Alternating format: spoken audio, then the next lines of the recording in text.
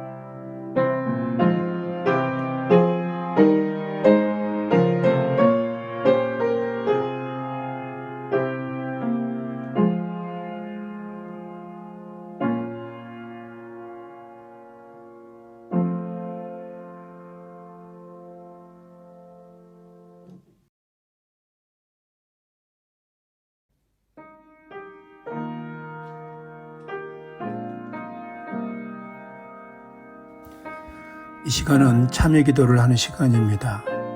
우리 다 같이 한 주간을 돌아보시면서 하나님 앞에 죄를 짓고 불순종했던 것들을 내어놓고 하나님의 용서를 구하는 귀한 시간이 되시기를 바랍니다. 하나님의 용서하심과 사랑으로 말미암아 참된 예배자로 예배 가운데 임하시는 저와 여러분들이 되시기를 바랍니다. 우리 다 같이 참여 기도를 하겠습니다.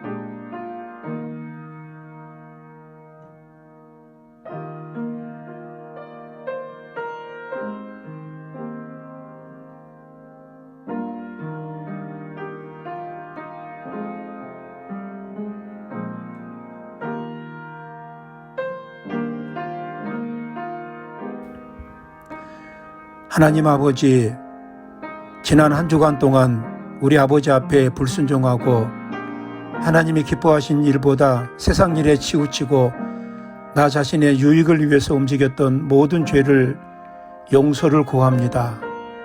하나님, 우리를 용서하여 주시고 하늘의 사랑과 축복을 허락해 주시옵소서. 우리 하나님의 용서함을 받아 참된 예배자로 이 예배에 임할 수 있는 축복을 허락하옵소서. 너희가 무슨 일이든지 누구를 용서하며 나도 그리하고 내가 만일 용서한 일이 있으면 용서한 그것은 너희를 위하여 그리스도 앞에서 한 것이니 악인은 그의 길을 불의한 자는 그의 생각을 버리고 여호와께로 돌아오라. 그리하면 그가 긍휼히 여기시리라. 우리 하나님께로 돌아오라. 그가 너그럽게 용서하시리라. 아멘.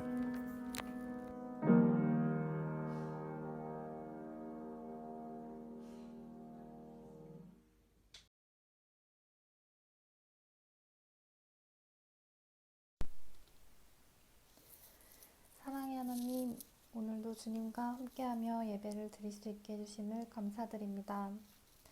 작고 연약한 우리는 오늘도 하나님의 말씀과 은혜로 살아갈 힘을 얻고 무거운 짐을 주님께 맡깁니다. 우리가 힘들 때 우리를 더욱 붙드시는 주님의 사랑을 잊지 않고 온전히 주님만을 의지하며 살아가기를 원합니다.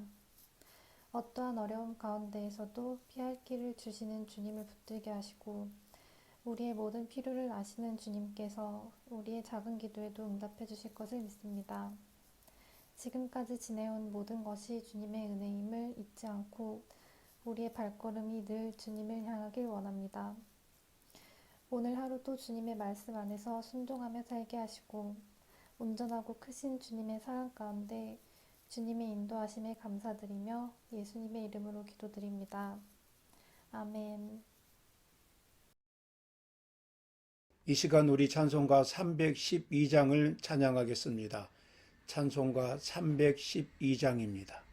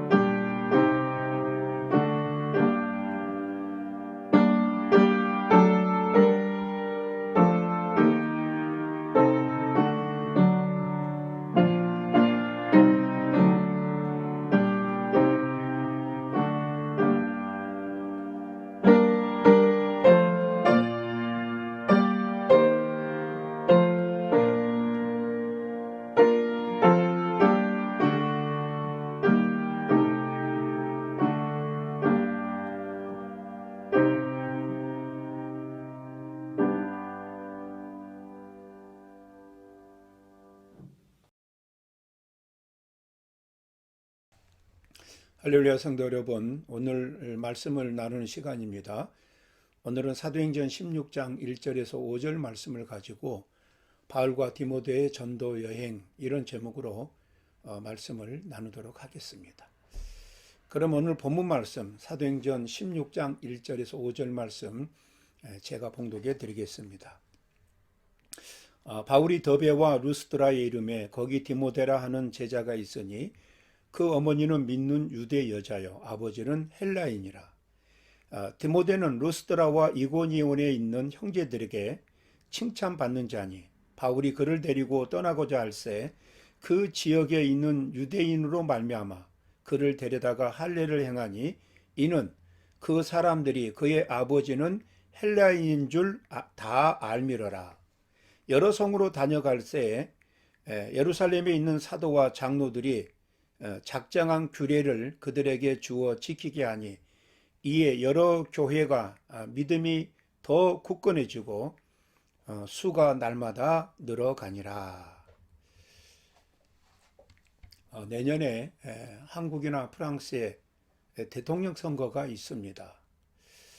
그래서 각종 여론조사가 뉴스를 통해서 이제 드러나고 있는데 제가 한국의 각종 여론조사를 이렇게 살펴보면서 특이한 것을 한번 생각해 봤습니다. 각 연령별 조사 분야가 있는데 주로 대부분이 20대에서 60대까지가 있습니다. 그러니까 저는 지금 60대니까 조금 있으면 이 여론조사에 내 연령대가 포함되지 않겠구나 하는 생각을 하게 되었습니다. 10대와 70대부터는 여론조사에 연령별 조사에 들어가지 않게 됩니다. 그러나 교회에서 중요한 핵심의 인력은 가장 중요한 인력이 어린이들, 청소년들입니다. 그리고 신앙의 연륜자들, 나이가 많으시지만은 신앙의 연륜을 통해서 교회의 귀한 사역을 감당하는 그런 분들입니다. 복음의 대상은 누구든지입니다. 바나바와 바울이 안디옥 교회 선교사로 파송을 받고 구브로 섬을 시작으로 해서 피시디아 안디옥과 이고니온, 루스드라 지역에서 많은 이방인들에게 복음을 전하고 그들이 예수님을 구주로 영접을 하게 됩니다. 그런데 이제 성경 말씀에 보면은 사도행전 15장 1절에 보면 어떤 사람들이 유대로부터 내려와서 형제들을 가르쳤다고 말하고 있습니다. 그런데 이 가르침이 너희가 모세의 법대로 할례를 받지 아니하면 능히 구원을 받지 못한다. 이런 가르침이었습니다. 자, 여기에 어떤 사람들은 갈라디아서에 보면은 할례 문제를 다루면서도 전혀 예루살렘 공의회 결정을 인용하지 않고 있는 것을 볼 수가 있습니다. 그런 점으로 보아서 그들이 전한 것은 예루살렘 교회 공의회 이전의 것으로 봐야 할 것 같습니다. 그럴 경우에 갈라디아서 2장 11절에 보면 베드로가 이미 그 전에 안디옥 교회와 내려와 있었습니다. 오늘 본문에 어떤 사람들은 야고보에게서 온 어떤 사람들 이렇게 볼 수 있습니다. 그들은 이방인들의 할례의 필요성을 주장하면서 할례 받지 않는 사람들과 모든 교제를 금지했을 것입니다. 이때 베드로는 어떤 사람들이 오기 전에 이방인들과 함께하고 있었습니다. 그런데 그 어떤 사람들이 온 후에는 또 그들과도 함께 했습니다. 자, 이 일은 그때 바울에게 오히려 베드로가 책망을 받는 그런 계기가 됩니다.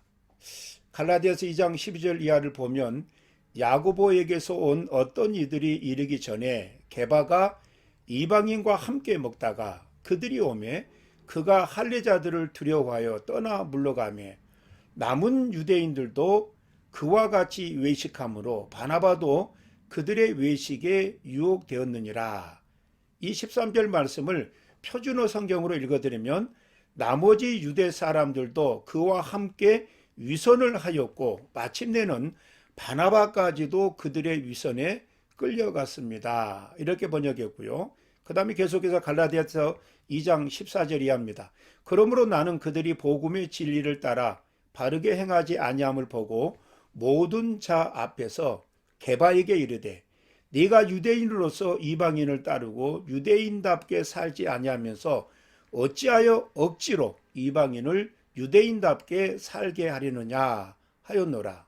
우리는 본래 유대인이요 이방 죄인이 아니로되 사람이 의롭게 되는 것은 율법의 행위로 말미암음이 아니요 오직 예수 그리스도를 믿음으로 말미암는 줄 알므로 우리도 그리스도 예수를 믿나니 이는 우리가 율법의 행위로서가 아니고 그리스도를 믿음으로써 의롭다함을 얻으려 함이라.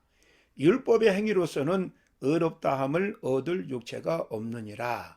이렇게 바울은 이방인들과도 함께하고 또 그들에게 찾아와서 이제 할 일을 중요하게 여기는 그들과도 함께함으로 인해서 사람들에게 또 바나바에게 그와 함께 위선을 저지를 수 있는 그런 계기를 마련합니다. 이때 바울이 강하게 베드로를 책망하는 그런 장면이 성경에 이렇게 나옵니다.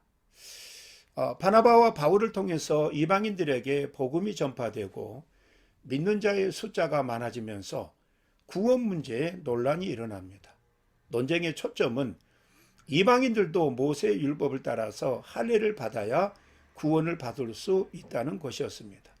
이 문제로 인해서 교회가 세워진 지역마다 논란이 일어나게 됩니다. 그러자 안디옥 교회는 이 문제를 해결하기 위해서 바나바와 바울을 예루살렘 교회로 보내어서 그곳의 사도들에게 이 문제를 의논하게 하였습니다. 그리하여서 예루살렘 교회 총회가 소집이 되어서 이방인에게도 할례 조건 없이 구원의 문이 활짝 열려져야 한다고 결정이 되어집니다. 예루살렘 교회는 예루살렘 공회에서 결의된 사항을 이방인 교회들에게 전달을 합니다. 유대교의 율법 의식과는 아무 관련이 없이 구원은 오직 그리스도의 복음만으로 충분한 것임을 알리는 이 공문은 이방 성도들의 갈등을 해결해 주게 됩니다. 예루살렘 총회는 결의사항을 이방인 교회들에게 전달하는데 예루살렘 교회는 유다와 신라를 공중인으로 그 결정된 문서를 가지고 이방 교회에 알리게 됩니다.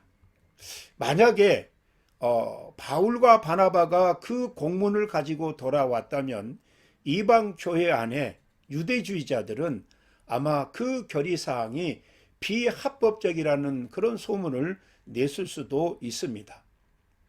그리고 전에 유대로부터 내려온 사람들로 인해서 혼란 속에 있었던 성도들은 예루살렘 교회 지도자들의 결정을 통해서 그들의 상처가 치유되고 율법주의자들의 잘못된 처신을 알게 되었습니다. 안디옥 교회는 지역 교회들의 구원 문제에 대해서 두 사람을 예루살렘 교회로 보냈고 예루살렘 교회는 또 그 교회의 사역자 두 사람을 공증인으로 안디옥 교회와 지역 교회로 보내게 됩니다. 하나님은 하나님의 일을 하는 사람들에게 함께 할 수 있는 동역자를 보내주시는 것을 볼 수 있습니다. 성경에 보면 모세는 그의 형 아론과 또 누이 미리암과 함께 그의 사역이 이루어진 것을 볼 수가 있습니다. 아브라함은 비록 종이지만 자기의 종 엘리에셀을 많이 신뢰했으며 특별히 아들 며느리를 찾는 일에 대해서 종 엘리에셀에게 결정권을 주었을 만큼 그를 의지했던 것을 볼 수가 있습니다. 베드로는 형제 안드레와 함께 부르심을 받았고 야고보와 요한이 형제로 예수님의 제자의 부르심을 받았습니다. 자, 바나바와 사울이 1차 전도 여행을 마치고 돌아옵니다. 그렇게 하면서 이제 바울과 바나바는 교회 조직을 더욱더 체계화합니다. 그리고 이제 2차 전도 여행이 시작이 되는데 2차 전도 여행은 1차 전도 여행 중에 돌아가 버린 바나바의 조카 마가를 다시 데리고 가자 하는 것으로 인해서 바나바와 이 바울이 심히 다투게 됩니다. 그래서 바울의 2차 전도 여행은 바나바와 이별하는 것으로부터 시작이 됩니다. 바울은 실라를 데리고 육로를 통해서 전도 사역을 시작하게 됩니다. 그래서 이 육로를 통해서 루스드라에 도착을 합니다. 거기에서 바울은 디모데를 만나서 그를 그의 전도팀에 합류를 시키고 여러 성으로 복음을 전하기 위해서 계속해서 여행을 합니다. 바나바는 바닷길을 통해서 전도 여행을 출발을 합니다. 바울은 육로를 통해서 길리기아 지방을 통과해서 이 타우루스 산맥을 넘어서 루스드라에 도착하게 됩니다. 이 타우루스 산맥은 해발 3,000m가 넘는 아주 험난한 그런 산맥입니다. 바울이 이 루스드라에 도착하기 위해서는 바로 이 타우루스 산맥을 넘어서 이 산맥을 거쳐서 루스드라에 도착하게 됩니다. 그러니까 당시에 이 선교지를 향해서 떠나고 함께하는 그 과정들이 매우 위험하고 어려웠던 것들을 볼 수가 있습니다. 그러니까 바울은 이 험난한 산맥을 지나서 그렇게 위험을 무릅쓰고 전도 여행을 하는 것을 볼 수가 있습니다. 이 루스드라 지역은 바울과 바나바가 2, 3년 전에 1차 전도 여행 때 이 전도를 해서 복음화 시켰던 그런 지역입니다. 자, 이곳에 2차 전도 여행 때 다시 바울과 실라는 루스드라에 도착합니다. 그런데 이 루스드라는 바울이 1차 전도 여행 때 복음을 전한 곳이기도 하지만은 유대인들의 돌에 맞아서 바울이 죽은 줄 알고 버려졌던 그런 곳이기도 합니다.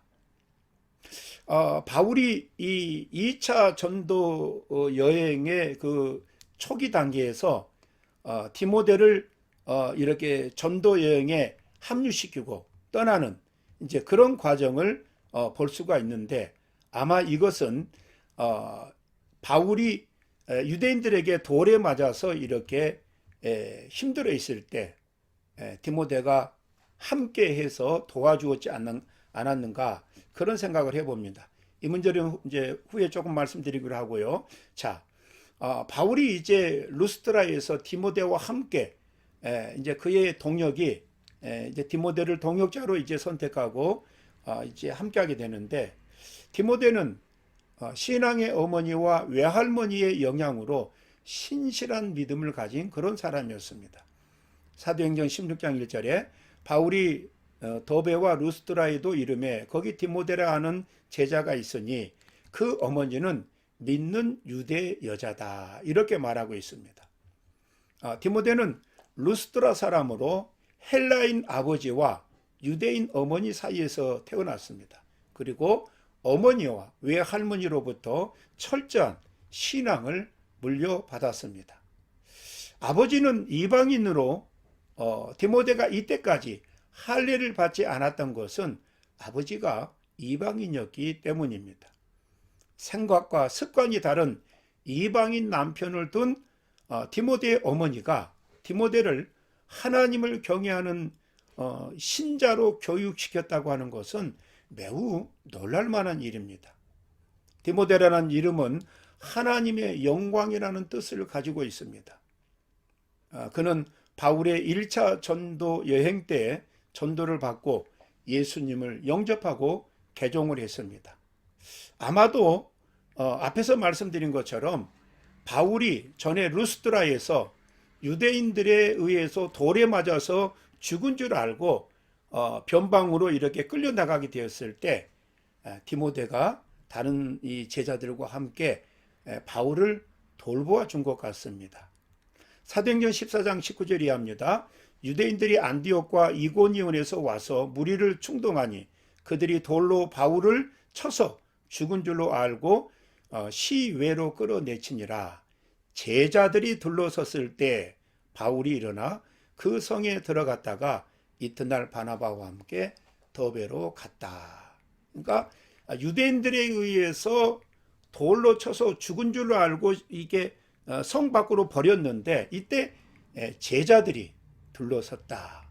제자들이 함께했다. 제자들이 그를 이제 구원해 주었다. 이렇게 볼 수 있습니다. 이때 디모데가 여기에 합류해서 바울을 돕는데 함께하지 않았나 이런 생각을 해봅니다. 바울이 2차 전도 여행 때 디모데를 다시 만나고 디모데를 전도의 일원으로 받아들입니다. 디모데는 나이가 어렸습니다. 그런데 바울은 그를 아들과 같이 여기고 어린 디모데가 믿음의 사람으로서 하나님의 사역을 감당하기에는 충분한 인물임을 바울은 이제 알게 됩니다. 그래서 복음 사역에 능력 있는 지도자로 키우기 위해서 바울은 디모데를 자신과 동행시켜서 그를 가르치고 함께했습니다. 후에 디모데는 바울의 부탁으로 에베소 교회의 목회자로 사역을 합니다. 전설에 의하면은 에베소 교회의 감독이 되었다가 순교했다고 전해지고 있습니다. 디모데는 어리지만 주위의 칭찬을 받고 신앙이 성숙한 자였습니다. 사도행전 16장 2절에 디모데는 루스드라와 이고니온에 있는 형제들에게 칭찬을 받았다 이렇게 말합니다. 디모데는 외조모 어머니의 영향으로 어려서부터 성경을 가까이 했고 자라면서 그의 신앙이 더욱 성숙하여 그의 고향뿐 아니라 이웃 도시의 그리스도인들로부터 칭찬을 받았고 디모데에 대한 평판이 매우 좋았습니다. 디모데는 이러한 신앙을 바탕으로 후에 바울과 함께 에베소 교회를 부흥시키는데 커다란 역할을 하게 됩니다. 디모데는 이방인으로서 폐쇄적인 유대인 사회에서 영적인 큰 영향력을 행사한 지도자가 될 수 있었던 것은 바로 훌륭한 어머니와 외할머니의 영향에서 그 자신이 철저히 가르침에 순종하고 따랐기 때문일 것입니다. 그런데 이 말씀을 보면은 바울은 디모데를 동역자로 택하고 그에게 할례를 베푸는 일이 등장을 합니다. 사도행전 16장 3절에 바울이 그를 데리고 떠나가자 할새 그 지역에 있는 유대인으로 말미암아 그를 데려다가 할례를 행하니 이는 그 사람들이 그의 아버지는 헬라인인 줄 다 알미로라. 디모데는 헬라인 아버지의 영향으로 할례를 받지 않았기 때문에 폐쇄적인 유대인들에게는 거부감을 갖게 했습니다. 그래서 바울은 디모데에게 할례를 행하도록 했습니다. 사실 바울은 구원을 위해서는 할례를 받아야 한다는 율법주의자들의 주장에 강하게 반대한 사람이었습니다. 그러나 그들의 복음 사역이 좀 더 효과적이고 유대인들에게도 인정을 받기 위해서는 디모데가 할례를 받는 것이 좋다고 생각을 하고 할례를 받게 했습니다. 또 이 할례를 받게 하는데 디모데는 순종을 하고 받게 됩니다. 이와 같이 전도자는 세상의 그 흐름에 쉽게 편승해서는 되지 않지만은 복음이 변질되지 않는 한에서는 다양한 방법을 동원함으로써 복음 전파의 효과를 극대화하는 데 노력을 하는 것은 매우 귀한 일입니다. 완전한 유대인 자격으로 전도한 것이 유대인들의 전도에 유리하다고 판단했기 때문에 바울은 디모데에게 할례를 행하고 그의 이제 동역자로 일을 시작하게 됩니다. 자, 그렇게 되니까 이제 교회가 부흥이 되어집니다. 바울의 일행은 가는 곳마다 예루살렘 총회의 결의 내용을 전하며 지키게 했습니다. 사도행전 16장 4절에 여러 성으로 다녀갈 때에 예루살렘에 있는 사도와 장로들이 작성한 규례를 그들에게 주어 지키게 하니, 바울의 일행은 여러 곳을 다니면서 예루살렘 총회에서 결정된 올바른 신앙 기준을 전하게 됩니다. 예루살렘 교회에서 작성된 이 규례, 이 결정문은 이방인들을 할례나 율법으로 구속시키지 않고 유대인의 그릇된 편견을 제거하도록 결정된 그런 사항이었습니다. 바울 일행이 전한 이 규례는 율법주의자들의 그릇된 가르침으로 곤란한 일을 겪고 있었던 모든 사람들에게 자유의 기쁨을 주기에 충분했습니다. 그 결과로 교회의 믿음이 굳어지고 성도의 수가 증가되었다고 성경은 말합니다. 사도행전 16장 5절에 이에 여러 교회가 믿음이 더 굳건해지고 수가 날마다 늘어가니라. 바울 일행이 전한 것은 그리스도의 자유복음이었습니다. 그러므로 율법에 의해서 구속되고 억압받던 모든 사람들은 해방감을 맛보며 기쁘게 찬양할 수밖에 없었습니다. 진실된 삶의 방향을 찾지 못하고 어둠 속을 헤맸던 그들에게 진리의 빛이 비춘 것입니다. 이렇게 교회의 해석은, 이 목회자의 해석은 정말 성도들에게 중요한 역할을 하게 됩니다.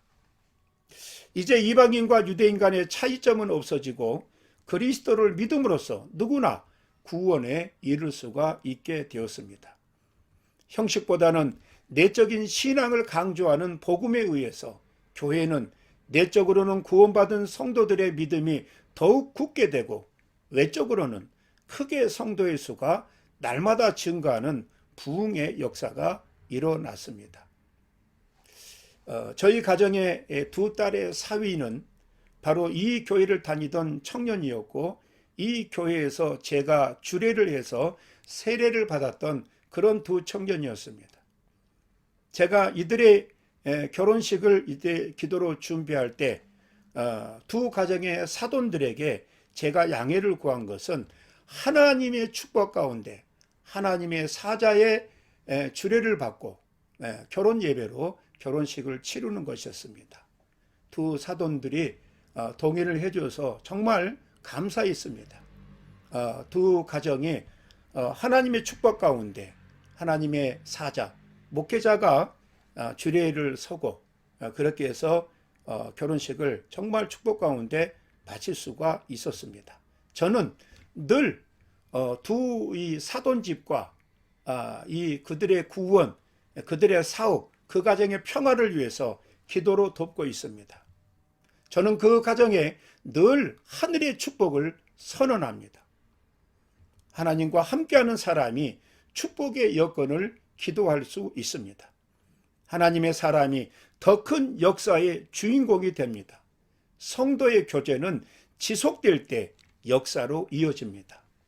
저는 바울이 이제 이 선교 여행을 하면서 바나바와 이 사역 때문에 심히 다투는 일이 있었지만은 사역이 중단되지 않고 오히려 그것으로 더 이제 다른 이제 사역들이 나누어져서 이루어지는 그런 계기로 만드는 것을 보고 참 감사했습니다.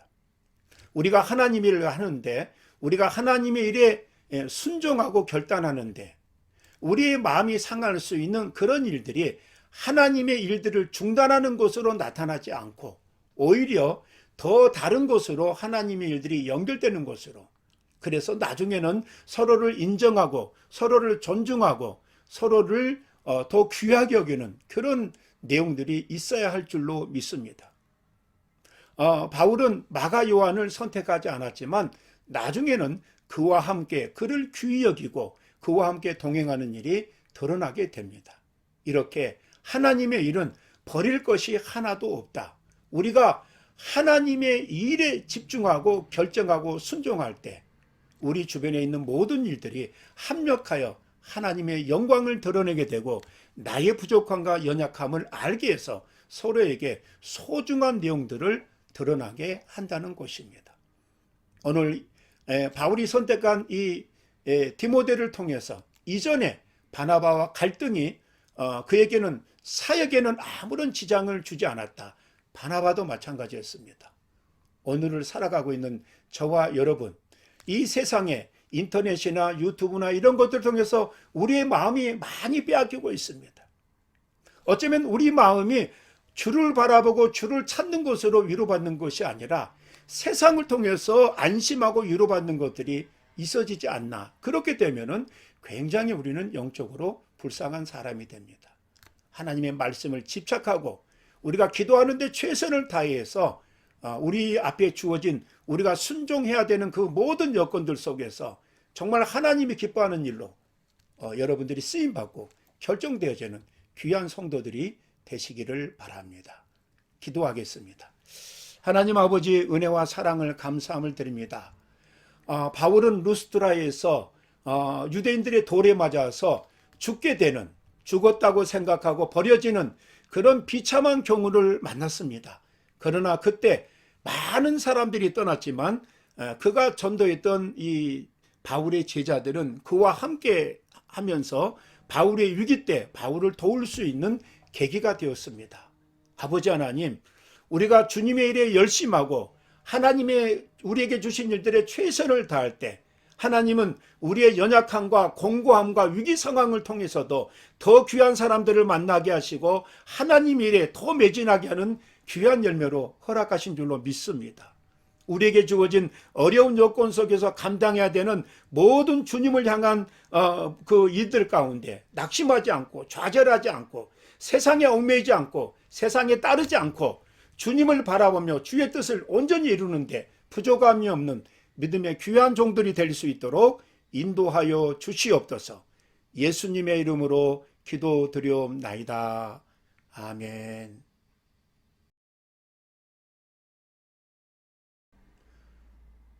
봉헌 찬송 50장입니다. 봉헌 찬송 50장 찬양하겠습니다.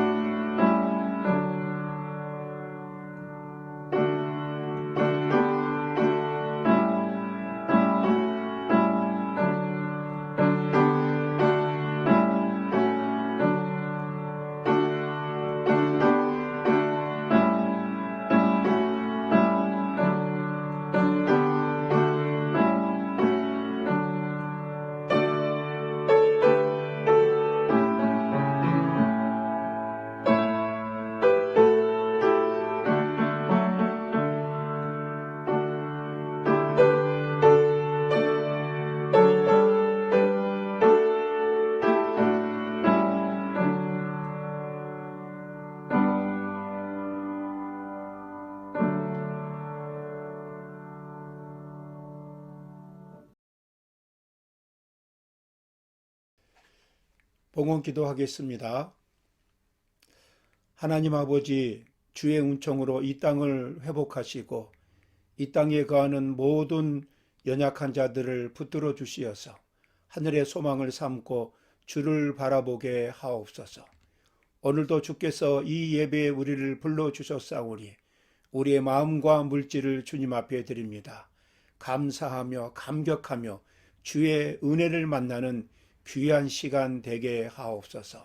주의 몸된 교회를 붙들어 주시어서 주의 귀한 자녀들을 통해서 주님이 머리 되시고 몸된 성도들을 통해서 이 교회가 주의 귀한 기쁨의 장소가 되게 하시고 구원의 방주가 되는 놀라운 축복을 허락하옵소서. 예수님의 이름으로 기도드리옵나이다. 아멘. 네, 교회 소식을 알려드립니다. 오늘도 이 예배를 통해서 하나님의 놀라운 축복과 은혜가 함께 하시는 저와 여러분들이 되시기를 간절히 축원합니다. 코로나가 아직도 기승을 부리고 있지만은 이제는 우리 교회가 이제 개학을 맞이해서 찬양대와 어린이학교, 청소년, 우리 청년 모임을 시작을 합니다. 이를 위해서 기도해 주시고 이것을 담당하는 귀한 분들, 사역자들을 위해서 기도를 부탁을 드립니다. 9월 25일 토요일 오전 11시에 종교인 야유회로 모이려고 합니다. 위에서 기도해 주시고 자세한 사항은 교회당 예배 주보나 교인 단체 카톡을 통해서 알려드리겠습니다. 난민 선교사님을 돕는 저금통을 우리 교회당 예배를 통해서 나눠드렸습니다. 준비가 되신 분들은 다음 주에 교회당 예배에 참석하셔서 그 준비된 저금통을 제출해 주시기 바랍니다. 우리 다 같이 찬송가 1장을 찬송한 후에 축도로 예배를 마치겠습니다.